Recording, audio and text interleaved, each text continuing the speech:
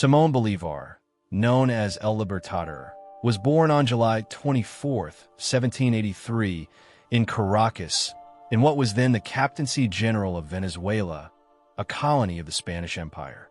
He belonged to a wealthy and influential Creole family, descended from Spanish aristocracy. His full name, Simón José Antonio de la Santísima Trinidad Bolívar Palacios Ponte y Blanco, reflected his noble lineage. However, despite his privileged background, Bolívar's life was marked by personal tragedies and a deep-seated dissatisfaction with colonial rule, factors that would shape his destiny as one of the most important figures in Latin American history. From an early age, Bolívar experienced the loss of his parents. His father, Juan Vicente Bolívar y Ponte, died when Simón was just 3 years old, and his mother, María de la Concepción Palacios y Blanco, passed away when he was 9. Orphaned at such a young age, Bolívar was placed under the care of his uncles and an influential mentor, Simón Rodríguez. Rodríguez, a radical thinker and follower of Enlightenment ideals, played a crucial role in shaping Bolívar's worldview. He introduced him to the works of philosophers such as Jean-Jacques Rousseau, Voltaire, and Montesquieu, whose ideas on liberty, democracy, and self-governance deeply influenced the young Bolívar. As a member of the Creole elite, Bolívar received an education that combined classical studies with military training. He was sent to Spain in 1799 to complete his formal education, a common practice among wealthy colonial families. In Madrid, he was exposed to European politics and philosophy, gaining first-hand knowledge of the structures of power that governed the Spanish Empire. During his time in Spain, he married María Teresa Rodríguez del Toro, a woman of noble birth. However, their happiness was short-lived. Shortly after their return to Venezuela in 1803, María Teresa died of yellow fever. Devastated by her death, Bolívar vowed never to remarry and instead dedicated himself entirely to his political and military aspirations. His time in Europe coincided with one of the most turbulent periods in modern history. The French Revolution had shaken the foundations of monarchy, and Napoleon Bonaparte was at the height of his power. Bolívar traveled extensively through France and Italy, where he witnessed the coronation of Napoleon in 1804. Though Bolívar admired Napoleon's military genius, he later became disillusioned with his authoritarian rule. It was in Rome, on Monte Sacro, that Bolívar famously swore an oath to dedicate his life to the liberation of South America from Spanish rule. This solemn commitment marked the beginning of his transformation from an aristocratic youth to a revolutionary leader. The Enlightenment had a profound impact on Bolívar's intellectual and political development. The writings of John Locke and the experiences of the American Revolution reinforced his belief in self-determination and republican ideals. However, Bolívar also understood the challenges of applying these principles to Latin America, a region deeply divided by class, race, and colonial structures. Unlike the United States, where a settler population fought for independence, Latin America had a complex social hierarchy, with a small Creole elite ruling over indigenous, African, and mixed-race populations. Bolívar recognized that independence would not be enough. True freedom would require profound social and political transformations. When Bolívar returned to Venezuela in 1807, he found a colony simmering with discontent. The Napoleonic Wars had destabilized Spain, and the removal of King Ferdinand VII from the throne had weakened the legitimacy of Spanish rule. Many Creoles saw this as an opportunity to push for greater autonomy, if not outright independence. However, the struggle was far from straightforward. The Spanish loyalists still held significant power, and divisions among the Creole elite complicated the path to revolution. Bolívar, now equipped with European experiences and revolutionary ideals, emerged as one of the leading voices advocating for change. Bolívar's early life was not merely a period of personal loss and education. It was a crucial phase that forged his character and ideological convictions. His exposure to different political systems, his personal tragedies, and his intellectual upbringing all contributed to his determination to free Latin America from colonial rule. Unlike other revolutionaries who were motivated by immediate grievances, Bolívar's vision was shaped by a broad understanding of history and philosophy. He saw the struggle for independence not just as a political necessity, but as a moral and historical duty. Despite his privileged background, Bolívar never fully identified with the Spanish authorities. His status as a Creole, European-descended but born in the Americas, placed him in an ambiguous position.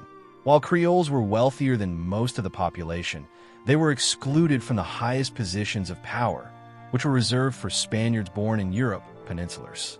This discrimination fueled resentment among the Creole elite and provided fertile ground for revolutionary ideas. Bolívar, however, was not content with merely replacing Spanish rulers with Creole leaders. He envisioned a complete transformation of society, one that would ensure liberty and justice for all. The legacy of Bolívar's early years is evident in his later actions. His deep sense of duty, his belief in education as a tool for progress, and his relentless pursuit of independence all stemmed from his formative experiences. The loss of his parents, the influence of Simón Rodriguez, his European travels, and his exposure to revolutionary ideals all combined to create a leader uniquely suited to the challenges of his time. Thus, the birth of Simón Bolívar was not merely a historical event, but the beginning of a revolutionary journey. His early life laid the foundation for his extraordinary role in shaping the destiny of South America. From an orphan child in Caracas to a young man swearing an oath in Rome, Bolívar's path was set toward liberation. His story, however, was just beginning, and the coming years would see him rise as the leader of one of the most ambitious independence movements in history. The early 19th century was a period of immense political upheaval across the Western world, and Spanish America was no exception. The ideals of the Enlightenment, the successes of the American and French revolutions, and the crisis of the Spanish monarchy created the perfect storm for independence movements to emerge. Simón Bolívar, having returned from Europe with a newfound sense of purpose, became deeply involved in the struggle for Venezuelan independence. His journey from a European-educated aristocrat to a revolutionary leader was not immediate, but it was inevitable given the historical circumstances surrounding him. The most immediate catalyst for change came from Spain itself. In 1808, Napoleon Bonaparte invaded the Iberian Peninsula and forced King Ferdinand VII to abdicate, placing his brother, Joseph Bonaparte, on the Spanish throne. This event shattered the legitimacy of Spanish rule and created a power vacuum in the colonies. Creoles in Venezuela and other parts of Latin America found themselves forced to choose between loyalty to a weakened Spanish monarchy and the pursuit of self-governance. The Spanish crown's vulnerability emboldened those who had long resented colonial rule, including Bolívar. In Caracas, tensions between Creoles and Spanish officials reached a breaking point. On April 19, 1810, local leaders in Venezuela took advantage of Spain's crisis and formed a junta, effectively declaring autonomy from Spanish rule while still professing loyalty to Ferdinand VII. Bolívar was among those who supported this movement, seeing it as a stepping stone toward complete independence. He was sent to Britain later that year as part of a diplomatic mission to seek support for the Venezuelan cause. Although Britain refrained from direct military intervention, Bolívar's experience in London further exposed him to liberal political thought and the idea of self-determination. However, Bolívar was not merely a passive observer of revolutionary events. He was an active participant who sought to define the ideological framework of the independence movement. He was critical of moderate revolutionaries who wanted to negotiate with Spain, arguing instead for a decisive break from colonial rule. In 1811, when Venezuela officially declared independence, Bolívar firmly aligned himself with the Republicans, believing that independence was not just a political necessity, but a moral obligation. Despite the initial enthusiasm for independence, the First Republic of Venezuela faced serious challenges. The new government, dominated by Creoles, struggled to gain the support of the broader population, particularly indigenous peoples, enslaved Africans, and the mixed-race majority.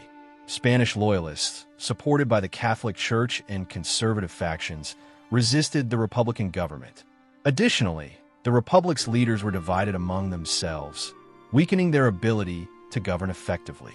Bolívar, although not yet in a leading military position, observed these issues and understood that the revolution needed not only military strength, but also ideological clarity and unity. One of Bolívar's first significant political statements came in 1812 when he wrote the Manifesto of Cartagena after the collapse of the First Republic. In this document, he analyzed the reasons for Venezuela's failure, arguing that the revolutionaries had been too hesitant and disorganized. He emphasized the need for strong leadership, military discipline, and a clear national vision. This manifesto was an early indication of Bolívar's political and strategic thinking. He believed that independence could not be achieved through half measures or compromises. As Venezuela descended into chaos, Bolívar took his first major step as a military leader. He joined the resistance against Spanish forces in New Granada, present-day Colombia, where he quickly gained recognition for his leadership and strategic insight. He understood that the war for independence would not be confined to one region, but would require a coordinated effort across Spanish America.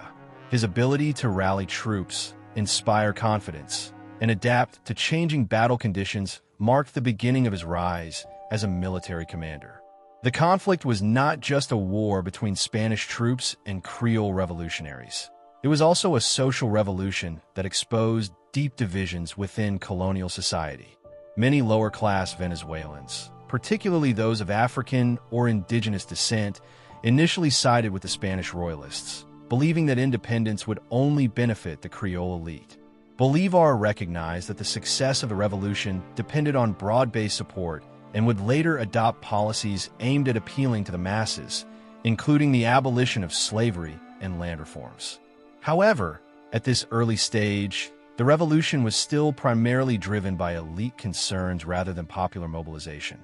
By 1813, Bolívar had solidified his reputation as a leader with both political vision and military skill. His admirable campaign, a rapid and highly effective military offensive, allowed him to reclaim Venezuela from Spanish control. Upon entering Caracas, he was hailed as El Libertador, the Liberator, a title that would define him for the rest of his life. However, the war was far from over. Spain, despite its internal troubles, remained determined to maintain control over its American colonies, and counter-revolutionary forces were preparing to strike back. The period from 1810 to 1813 was crucial in Bolívar's transformation from a privileged Creole into a revolutionary icon. He had begun as a supporter of limited autonomy, but quickly became a fierce advocate for full independence. He had witnessed firsthand the failures of weak leadership and learned valuable lessons about the necessity of military strength and ideological commitment. The revolution was just beginning, and Bolívar was prepared to dedicate his life to its success. The establishment of the First Republic of Venezuela in 1811 marked a significant moment in the struggle for Latin American independence. It was the first formal declaration of sovereignty in Spanish America, setting a precedent for other colonies seeking to break free from European rule. However, despite its ambitious vision, the Republic faced insurmountable challenges that would lead to its swift collapse. The combination of internal divisions, economic instability, and fierce royalist opposition created an environment in which the young government could not survive. Simón Bolívar, though not yet in a leading position, closely observed these developments and drew valuable lessons that would shape his future strategies.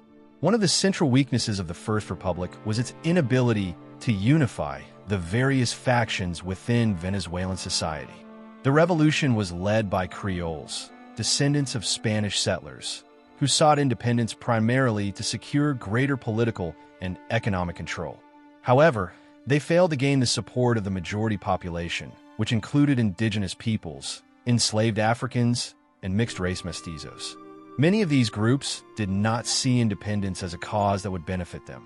In fact, some viewed Spanish rule as a better guarantee of stability and social order. This lack of inclusivity weakened the Republic's foundation from the beginning. The new government also faced severe economic difficulties. Before independence, Venezuela's economy was deeply tied to Spain through a mercantilist system that restricted trade with other nations.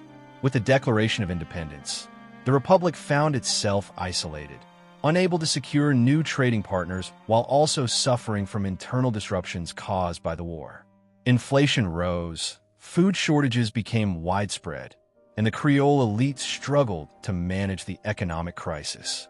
These hardships made it difficult for the new government to maintain public support, especially among the lower classes who suffered the most. Furthermore, the political structure of the First Republic was highly unstable. The revolutionaries adopted a federalist system, believing it to be the most democratic form of government. However, this structure proved inefficient in times of crisis. Regional leaders often acted independently, refusing to coordinate efforts against the Spanish loyalists. Without a strong central authority to organize military and economic resources, the Republic was vulnerable to external and internal threats. Bolívar, who favored a more centralized form of government, later criticized this approach, arguing that unity and strong leadership were essential for the survival of the independence movement. While the Republic struggled with governance, the Spanish loyalists took advantage of the situation to launch counter-revolutionary efforts.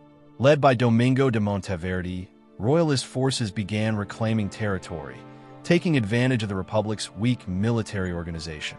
Many Venezuelans, especially those in rural areas, either remained neutral or actively supported the Spanish forces, believing that the revolution was merely a struggle among the Creole elite rather than a true movement for liberation.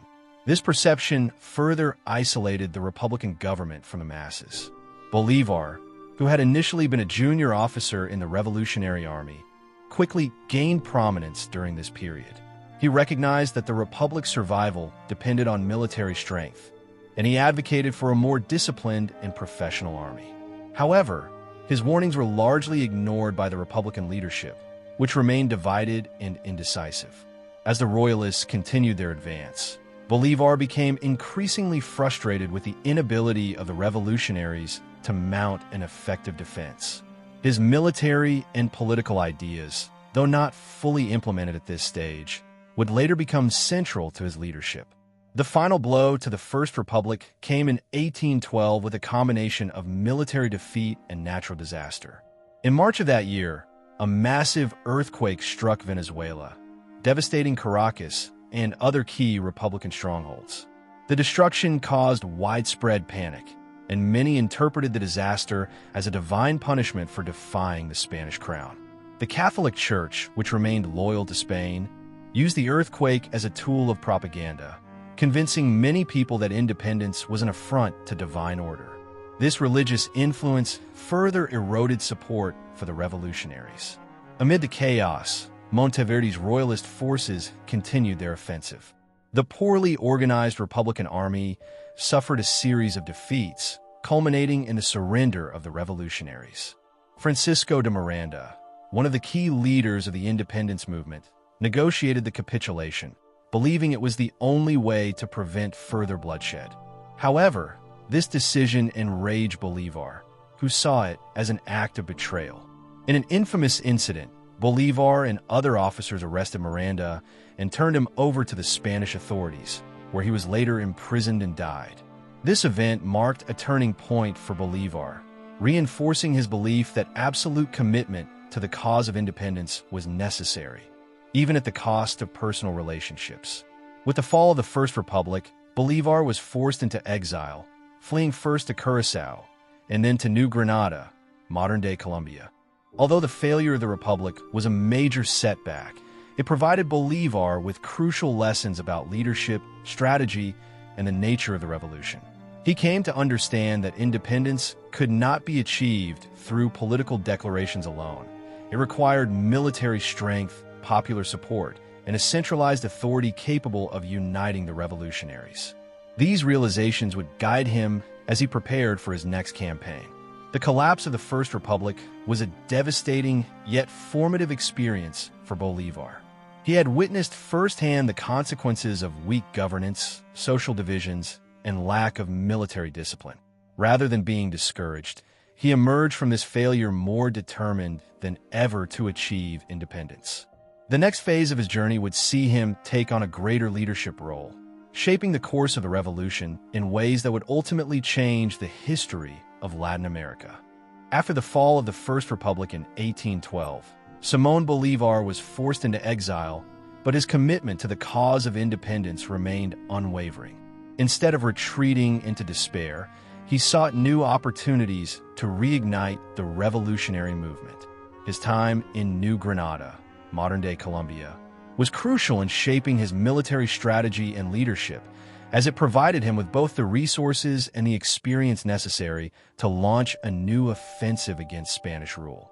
The campaign that followed, known as the Admirable Campaign, would mark Bolívar's emergence as a true leader of the independence movement and establish him as El Libertador. While in New Granada, Bolívar quickly aligned himself with the independence movement that had taken root there.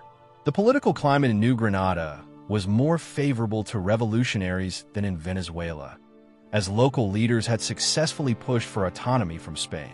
Recognizing the strategic importance of this region, Bolívar sought military support from the Granadine government to reclaim Venezuela. His persuasive skills and clear vision for independence earned him the trust of New Granadian leaders, who granted him a small but well-trained army to begin his campaign. Bolívar's strategy in the Admirable Campaign was characterized by speed, decisiveness, and psychological warfare. Unlike the First Republic, which had suffered from internal divisions and weak leadership, Bolívar imposed strict discipline on his troops and promoted a clear ideological message. The war was not just a political struggle, but a moral crusade against tyranny.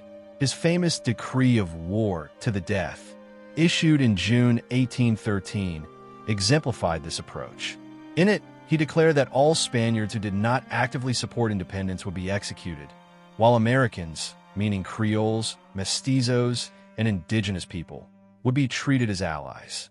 This decree, though controversial, aimed to galvanize support for the revolution by presenting it as a fight for survival. The campaign itself was a remarkable military achievement. Starting in early 1813, Bolívar and his forces advanced rapidly from New Granada into Venezuela, winning battle after battle. His army employed guerrilla tactics, swift marches, and surprise attacks to outmaneuver Spanish royalist forces. Towns and cities that had previously been under firm Spanish control fell quickly to Bolívar's advancing army. His ability to inspire loyalty and commitment among his troops played a crucial role in the campaign's success. One of the key victories came at the Battle of Cucuta in February 1813, where Bolívar decisively defeated Spanish forces and secured a strategic entry point into Venezuela. With momentum on his side, he continued his march, liberating major cities such as Mérida and Trujillo. At each stage of the campaign, Bolívar reinforced his image as a liberator, often being welcomed as a hero by local populations who had grown weary of Spanish rule. The effectiveness of his strategy was evident in the speed of his success. Within just a few months, he had regained significant territory and placed Caracas within reach. By August 1813, Bolívar and his army entered Caracas triumphantly, effectively restoring the Venezuelan Republic. The people hailed him as El Libertador, a title that symbolized his role as the leader of the independence movement. Unlike the First Republic, which had suffered from weak leadership and indecisiveness, Bolívar's government sought to establish a stronger, more centralized system of rule. However, despite these victories, the challenges facing Venezuela were far from over. The war for independence was not just a fight against Spanish forces, but also a struggle for national unity. The new government faced immediate resistance from royalist factions, particularly in the countryside, where many still remained loyal to Spain.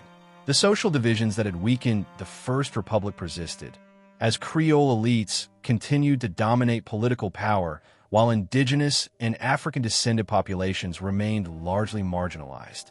Bolívar recognized that true independence required not just military success, but also social and political reforms to unify the population. However, implementing these changes would prove to be an ongoing challenge. Another major threat to the Republic was the rise of José Tomás Boves, a brutal royalist commander who led a powerful army of llaneros, plainsmen. Unlike previous Spanish commanders, Boves successfully mobilized large numbers of non-Creole Venezuelans by promising them land and wealth. His army, composed mostly of mixed-race and lower-class fighters, posed a significant challenge to Bolívar's forces as it tapped into deep-seated resentments against the Creole elite. This development highlighted the complexity of the independence struggle. It was not merely a war between revolutionaries and royalists, but also a social conflict that reflected the divisions within Venezuelan society. By the end of 1813, despite his military successes, Bolívar faced increasing difficulties in maintaining control. The royalists, now reinforced by Boves' forces, launched devastating counterattacks that threatened to undo all of Bolívar's gains. His government struggled to maintain stability, as economic problems and internal divisions weakened the republic. The following year would see the collapse of Bolívar's rule in Venezuela, forcing him once again into exile. Despite the eventual setbacks, the Admirable Campaign was a defining moment in Bolívar's career. It demonstrated his military genius, his ability to inspire his followers, and his determination to fight for independence at all costs. While the struggle for liberation was far from over, Bolívar had established himself as the undisputed leader of the revolutionary movement. His experiences in this campaign would inform his future strategies, particularly his growing realization that independence could only be secured through a combination of military strength, political unity, and social reform. The triumph and subsequent downfall of the Second Venezuelan Republic in 1813 to 1814 served as another crucial lesson for Bolívar. He had learned that swift military victories were not enough to secure lasting independence. True liberation required deeper structural changes to society. As he prepared for his next phase of struggle, he knew that the path to freedom would be long, complex, and fraught with challenges. However, his resolve remained unshaken, and his vision for a free and united Latin America only grew stronger. The year 1814 marked a dramatic reversal of fortune for Simón Bolívar and the Second Republic of Venezuela. After the impressive success of the Admirable Campaign in 1813, Bolívar's government was soon threatened by a powerful counter-revolutionary force led by José Tomás Boves, a royalist commander who managed to mobilize the discontented masses against the Creole-led independence movement. This period of intense struggle and ultimate defeat was crucial in shaping Bolívar's understanding of war, politics, and the necessity of broader social support for independence. One of the key reasons for the fall of the Second Republic was the rise of Boves and his Llanero army, composed largely of cowboys, indigenous warriors, and enslaved or formerly enslaved Africans who had little loyalty to the Creole elite. Boves capitalized on their grievances, promising them land, wealth, and social status in exchange for their support. Unlike traditional Spanish forces, which were composed mainly of European-born soldiers and colonial bureaucrats, Boves' army had a deep connection to the Venezuelan countryside, making it a formidable opponent. Bolívar, who had relied on his disciplined military strategies and ideological appeals to Creoles, found himself unprepared for the brutal warfare that Boves unleashed. The royalist forces engaged in scorched-earth tactics, massacring entire towns that supported independence and terrorizing civilians to discourage them from joining Bolívar's cause. The revolutionaries, outnumbered and outmaneuvered, were unable to maintain control over the territories they had liberated just months earlier. The most devastating defeat came in the Battle of La Puerta in June 1814, where Bolívar's army was crushed by Boves' forces. This battle marked the beginning of the collapse of the Second Republic, as the Royalists gained the upper hand and began their reconquest of Venezuela. The brutality of the Royalist troops, who executed captured soldiers and civilians alike, spread fear among Bolívar's supporters and weaken morale. Even as he attempted to regroup, the independence movement faced increasing internal divisions and logistical challenges. By mid-1814, Bolívar had lost control of Caracas, which fell once again into royalist hands. With his position increasingly untenable, he made a desperate retreat toward the eastern regions of Venezuela, hoping to rally new forces. However, without sufficient reinforcements or resources, his efforts proved unsuccessful. The collapse of the Second Republic was now inevitable, and Bolívar was forced to abandon Venezuela once more, marking his second major exile. This period of defeat was not just a military setback, but also a moment of deep personal and ideological reflection for Bolívar. He began to recognize the fundamental flaws in the independence movement: the lack of social unity, the failure to integrate the lower classes into the revolutionary cause, and the need for a more disciplined and centralized military strategy.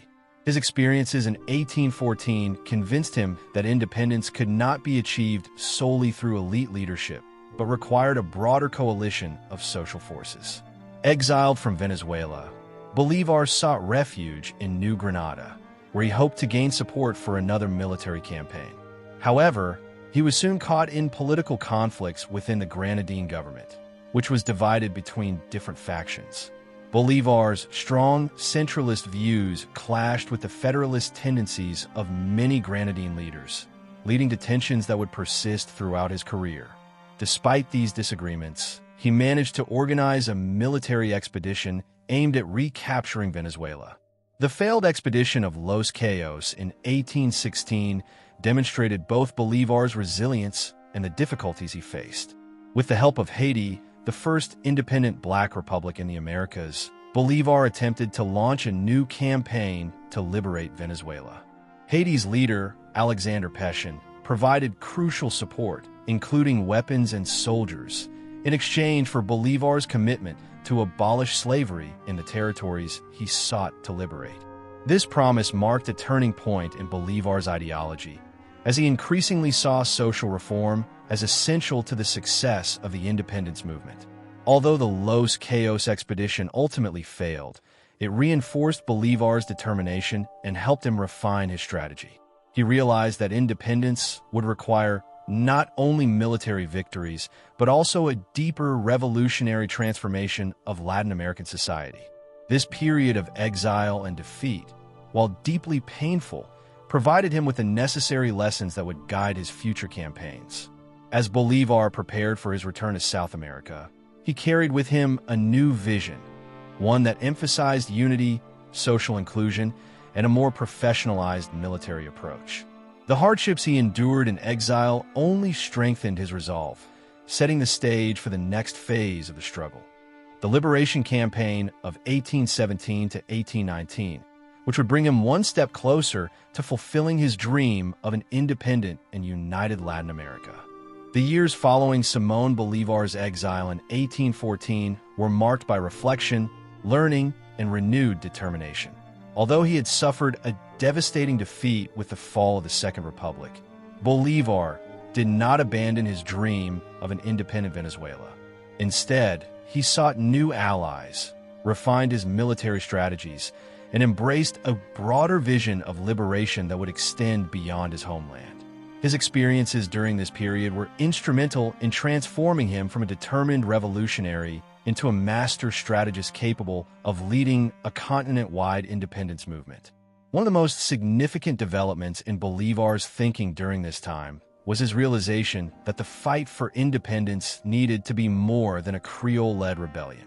The previous failures had demonstrated that independence could not be sustained without the support of the wider population, particularly the lower classes, indigenous peoples, and formerly enslaved individuals.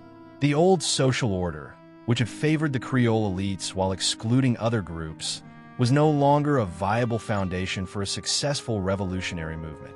Bolívar understood that he needed to appeal to these marginalized groups and offer them a vision of a new society in which they had a stake. His alliance with Haiti, the first independent Black republic in the Americas, was a turning point. In 1815, Bolívar arrived in Haiti seeking aid, and he found support from President Alexander Pétion, who provided weapons, soldiers, and financial assistance. However, Pétion's support came with a condition. Bolívar had to commit to abolishing slavery in the territories he sought to liberate. Bolívar agreed, realizing that emancipation was not just a moral imperative but also a strategic necessity. Slavery had been a tool of colonial oppression, and by promising freedom, Bolívar could gain the loyalty of enslaved and oppressed populations who would otherwise have had little reason to support the revolution. Armed with this new vision and backed by Haitian resources, Bolívar launched the Los Cayos expedition in 1816, attempting to return to Venezuela and reignite the fight for independence. However, the expedition faced significant obstacles, including treacherous weather, logistical failures, and continued resistance from royalist forces. Although this initial attempt did not achieve immediate success, it marked the beginning of Bolívar's shift toward a more disciplined and organized approach to warfare. He learned from his mistakes and refined his methods for future campaigns. Bolívar's ability to adapt was one of his greatest strengths.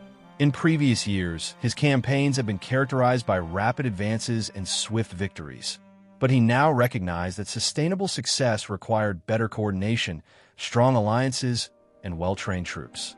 With this in mind, he sought additional support from other regions, particularly New Granada, modern-day Colombia, where independence forces were still active.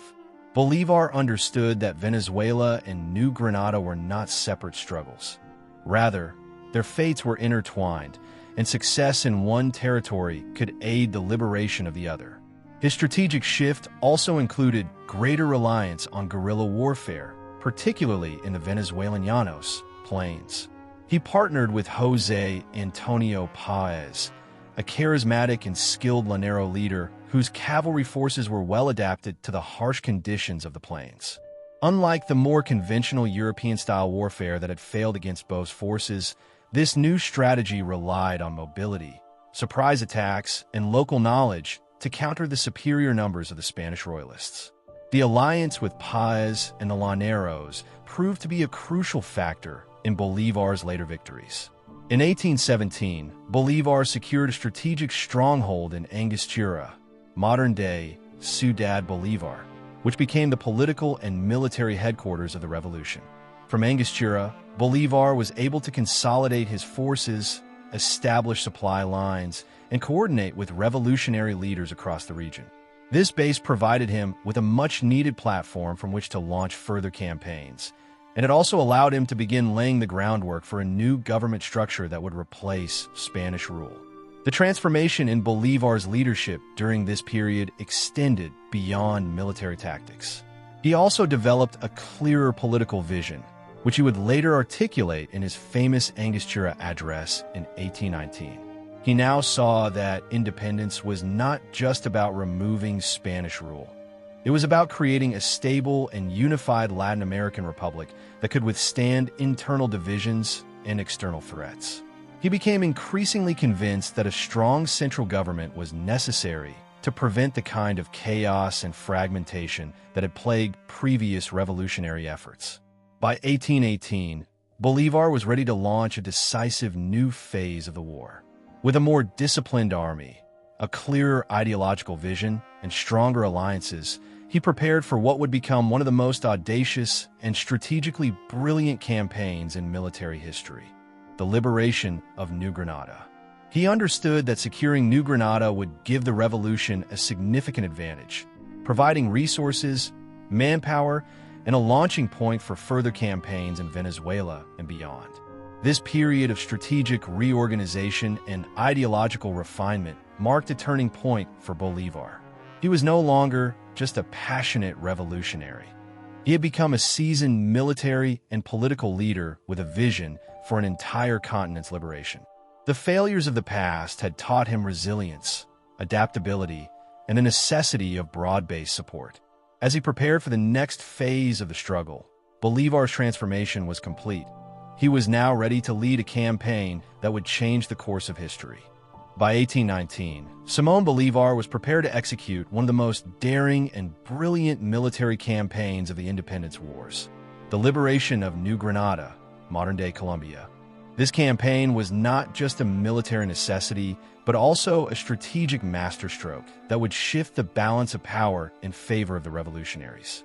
Bolívar understood that controlling New Granada would provide him with resources, manpower, and a strong political base from which to continue his fight for Venezuela's independence. His vision was clear. By securing New Granada, he would pave the way for the final expulsion of Spanish forces from northern South America. At the time, the Spanish royalists were firmly in control of New Granada, believing that the difficult terrain of the Andes Mountains would make any revolutionary attack impossible. They had grown complacent, thinking that Bolívar and his forces would not dare to attempt an invasion through such treacherous conditions. However, Bolívar, ever the strategist, saw an opportunity in what others viewed as an obstacle. He decided to execute a bold and unexpected maneuver, crossing the Andes with his army, attacking the Spanish forces from an angle they had not anticipated. The Andean crossing was one of the most grueling feats of military endurance in history. Bolívar's army, consisting of about 2,500 men, had to traverse freezing temperatures, high altitudes, and rugged terrain. Many soldiers and horses perished along the way due to exposure, exhaustion, and lack of supplies. However, Bolívar's leadership and the resilience of his troops allowed them to push forward. The element of surprise was on their side. The Spanish forces, unprepared for an attack from this direction, were caught off guard. The decisive moment of the campaign came at the Battle of Boyaca, fought on August 7, 1819. Bolívar's army, though exhausted from the Andean crossing, was well-positioned and highly motivated. The Spanish forces, led by General José María Barrero, were confident in their numerical and logistical advantage, but they underestimated the tactical prowess of Bolívar's commanders. Using a combination of guerrilla warfare and conventional military tactics, Bolívar's forces launched a swift and coordinated assault that overwhelmed the royalists. The victory at Boyaca was one of Bolívar's greatest triumphs. It effectively ended Spanish rule in New Granada, as the remaining royalist forces surrendered or fled. The liberation of New Granada not only secured a vital stronghold for the independence movement, but also demonstrated Bolívar's growing reputation as a brilliant military leader. This victory provided him with valuable resources, including weapons, supplies, and new recruits, which he would later use to continue his campaigns in Venezuela and beyond. Politically, the success in New Granada allowed Bolívar to lay the foundation for the Republic of Colombia, also known as Gran Colombia, which he envisioned as a united nation encompassing present-day Colombia, Venezuela, Ecuador, and Panama. In December 1819, the Congress of Angostura formally declared the creation of this republic, with Bolívar as its first president. This marked a crucial step toward Bolívar's dream of a unified Latin America, free from Spanish rule and capable of standing as an independent political entity on the world stage.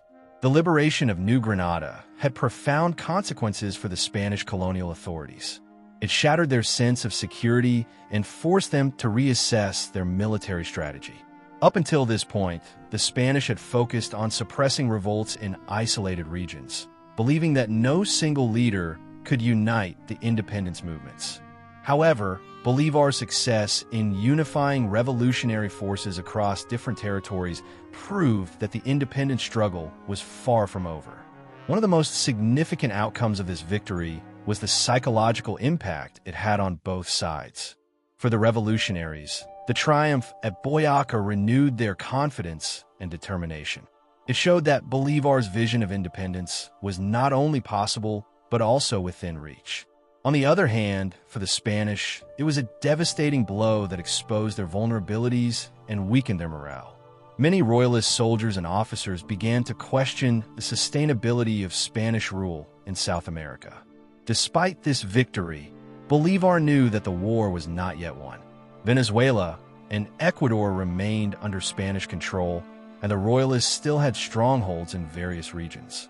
However, the success in New Granada gave Bolivar the strategic upper hand. He now had the military strength and political legitimacy to continue his campaign southward. His next goal was to complete the liberation of northern South America by securing the independence of Venezuela and Ecuador, bringing him closer to his dream of a free and united continent. The liberation of New Granada was more than just a military conquest. It was a turning point in the war for independence. It showcased Bolivar's genius as both a military strategist and a political visionary. The campaign's success demonstrated that the independence movement was no longer a scattered series of rebellions, but a cohesive and organized revolution capable of defeating the Spanish Empire. With this victory, Bolivar had proven himself as the true leader of Latin America's liberation, and the road to final independence was now within sight. Following his resounding victory in New Granada, Simón Bolívar turned his attention back to his homeland, Venezuela. Although he had successfully ousted Spanish forces from New Granada, Bolívar understood that the war for independence was far from over. The Spanish still held significant territory in Venezuela, and the battle for full liberation would require careful strategy, new alliances, and an unwavering commitment to the revolutionary cause. With a reinvigorated army, strengthened by new recruits and resources from New Granada, Bolívar was ready to launch the next phase of his grand campaign. Bolívar's strategy for reclaiming Venezuela was multifaceted. First, he sought to secure the Llaneros, plainsmen, under the command of José Antonio Páez, whose cavalry forces had become one of the most formidable military units in the independence struggle. Bolívar understood that the plains of Venezuela provided a crucial battleground, and he relied on Páez's knowledge of the terrain and expertise in irregular warfare to outmaneuver Spanish forces.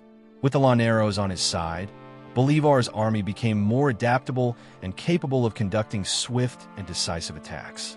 The turning point in the Venezuelan campaign came in 1821 with the Battle of Carabobo, one of the most decisive engagements in the war for independence. Bolívar, leading an army of approximately 6,500 soldiers, faced off against the Spanish royalist forces commanded by Miguel de la Torre. The battle was intense, with both sides fighting fiercely for control over the region. However, Bolívar's strategic planning, combined with Páez's cavalry charge, overwhelmed the Spanish forces, forcing them into retreat. This victory effectively secured Venezuela's independence, leaving only small pockets of royalist resistance in the country. The triumph at Carabobo was more than just a military success. It was a symbolic moment that solidified Bolívar's role as the undisputed leader of the independence movement. With Venezuela now largely liberated, he could turn his focus to his broader vision of unity. Bolívar's dream was not just to free individual nations from Spanish rule, but to create a single, united republic that could stand strong against foreign influence and internal divisions. This vision materialized in the formation of Gran Colombia, a new political entity encompassing Venezuela, New Granada, modern Colombia, Ecuador, and Panama. In 1821, the Congress of Cucuta was convened to formalize the establishment of Gran Colombia. Bolívar was elected president, and Francisco de Paula Santander was chosen as vice president. This marked a historic moment in Latin America's independence movement, as it was the first attempt to unify multiple liberated territories under a single government. Bolívar believed that a strong central authority was necessary to maintain order and prevent the kind of fragmentation that had weakened other independence movements. However, despite the initial success of Gran Colombia, significant challenges remained. The vast territory was difficult to govern, and internal divisions began to emerge between those who favored a centralized government, led by Bolívar, and those who supported a federalist system, led by Santander and other regional leaders. These ideological differences would later become a major source of tension, threatening the unity of Bolívar's great republic. Meanwhile, Bolívar could not afford to focus solely on governance. Spain still retained control over Ecuador and Peru, and the royalists were determined to hold on to their last strongholds in South America. Bolívar recognized that true independence would not be achieved until the Spanish forces were completely expelled from the continent. With this goal in mind, he prepared for one of his most ambitious campaigns yet: the liberation of Quito, Ecuador, and Peru. The liberation of Ecuador would require coordination with Antonio José de Sucre, one of Bolívar's most trusted generals. Sucre's military skill and diplomatic ability made him the ideal commander to lead the effort to free the region from Spanish rule. With Sucre at the helm, Bolívar ensured that the campaign in Ecuador would be both politically and militarily effective, securing new territories for Gran Colombia and further strengthening the revolution. While Bolívar worked on consolidating Gran Colombia and preparing for the next phase of the war, he also faced growing resistance from within his own ranks. Some of his former allies began to question his authority, fearing that his vision of a strong central government was drifting toward dictatorship. Bolívar, however, remained steadfast in his belief that unity was essential for the survival of the newly liberated nations.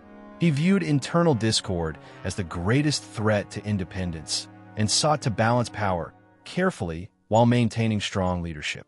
As Bolívar prepared to push further south, he knew that the battle for Latin America's future was still far from over.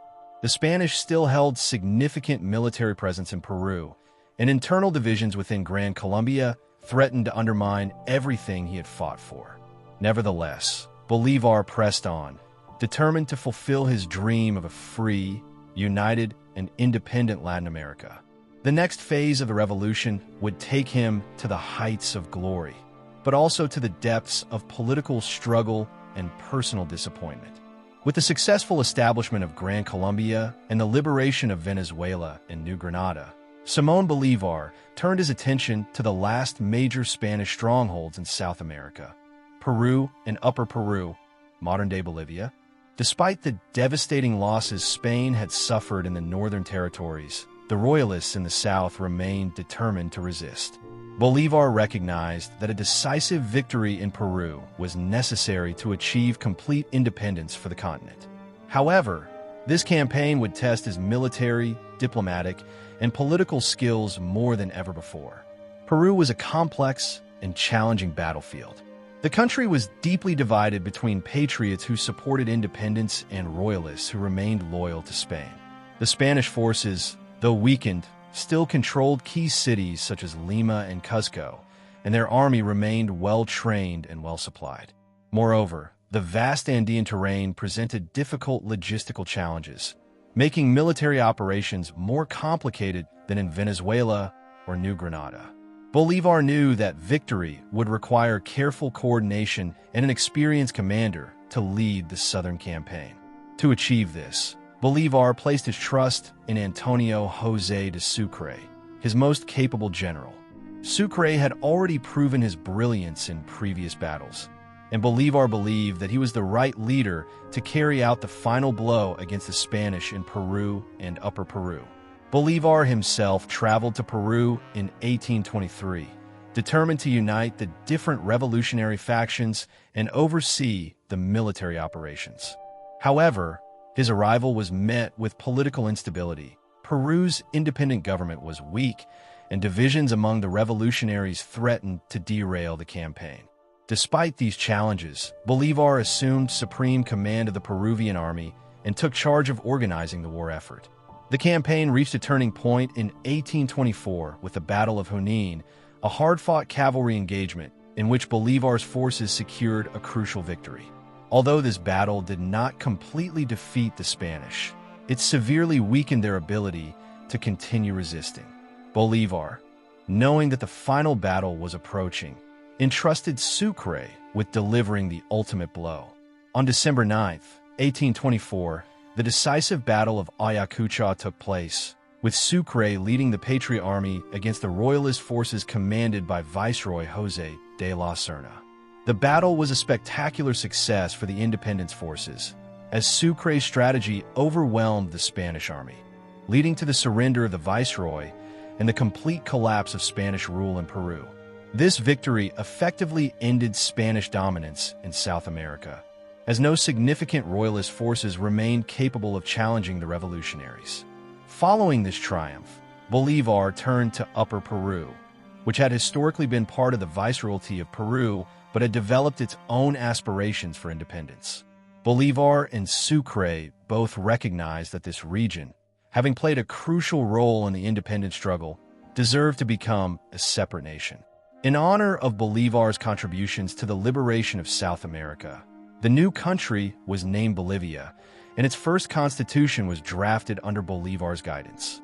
Although Bolívar's influence over Bolivia was significant, his vision for the new republic faced opposition.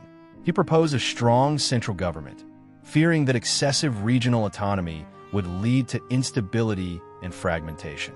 However, many Bolivians, like other Latin American revolutionaries, were wary of Bolívar's growing power and feared he sought to establish himself as a dictator. These tensions foreshadowed the difficulties that Bolívar would soon face as he attempted to maintain unity across the continent. Despite his military success, Bolívar's political challenges were mounting. The dream of a united Gran Colombia was beginning to unravel due to rivalries, ideological disputes, and regional ambitions. Many leaders, including some of Bolívar's former allies, no longer wished to be governed by a central authority and instead sought greater autonomy for their respective nations. While Bolívar had envisioned a single, strong republic, local leaders increasingly resisted his efforts to centralize power. By the end of 1825, Bolívar was at the peak of his military achievements, but also on the brink of political disappointment. He had led the liberation of an entire continent, yet he found himself struggling to keep his vision of unity alive. As he attempted to govern the vast territories of Gran Colombia, Bolivia, and Peru, he faced growing dissent and accusations of authoritarianism. His idealistic dream of a politically unified South America was becoming harder to sustain. As Bolívar prepared for the next phase of his leadership, he was faced with the harsh reality that independence did not automatically bring stability. The continent he had fought so hard to liberate was now threatened by internal conflicts and the same divisions that had weakened it under Spanish rule. While his military campaigns had secured freedom, the question remained, could Latin America remain united, or would it fall into chaos and fragmentation? The final chapter of Bolívar's life would be marked not by conquest, but by political struggles and personal disillusionment. By the mid-1820s, Simón Bolívar stood at the zenith of his achievements, having led the South American continent to freedom from Spanish colonial rule. His military triumphs, most notably the successful campaigns in Venezuela, New Granada, Peru, and Upper Peru, Bolivia, cemented his legacy as the liberator of South America. Yet, as Bolívar entered his final years, his vision for a united Latin America began to unravel, and the political reality he faced was far more fractured and divisive than he had anticipated. His dream of Gran Colombia, a strong, unified republic stretching from the north of South America to the south, was increasingly threatened by internal divisions, regionalism, and political infighting. The root of the disintegration of Gran Colombia lay in the profound ideological differences between Bolívar and the leaders of the newly liberated territories. Bolívar, having fought for an all-encompassing republic with a strong central government, faced resistance from local leaders who sought greater autonomy. These regional leaders, wary of Bolívar's increasing authority, feared that his vision of a united South America would ultimately turn into an authoritarian regime. Bolívar's presidency of Gran Colombia, although supported by many at first, gradually alienated several influential figures. Francisco de Paula Santander, once Bolívar's trusted ally, emerged as one of the leading opponents of the proposed centralization, pushing instead for a federal system of government. The growing political polarization in Gran Colombia reached a boiling point in 1827, when Bolívar faced riots and rebellions in several key cities, most notably in Bogotá and Cúcuta. Bolívar's attempts to impose order and discipline were met with resistance, and the fractures within the republic became more apparent. By 1828, Bolívar was at the crossroads of a monumental crisis. The visionary dream of Gran Colombia was on the verge of collapse, and Bolívar himself began to show signs of the personal and political toll the struggle had taken on him. One of the most significant episodes during this period was the assassination attempt on Bolívar's life in 1828. In a climate of distrust and conspiracies, Bolívar became the target of an attempted assassination by a group of disillusioned patriots, some of whom were former supporters. The attempt, though unsuccessful, deeply shook Bolívar. It reflected not only his increasing isolation, but also the growing political instability within Gran Colombia. Bolívar, who had once been regarded as the embodiment of revolutionary ideals, now faced mounting opposition from those who viewed him as a dictator rather than a liberator. As the pressure of governing continued to mount, Bolívar's health began to deteriorate. He had always been a tireless leader, but the years of constant warfare, personal loss, and political infighting took a severe toll on his body and mind. Bolívar suffered from bouts of illness, including malaria and tuberculosis, conditions that weakened his physical condition. Yet despite his declining health, Bolívar continued to push forward with his political goals, refusing to relinquish his leadership role or his vision for a unified Latin America.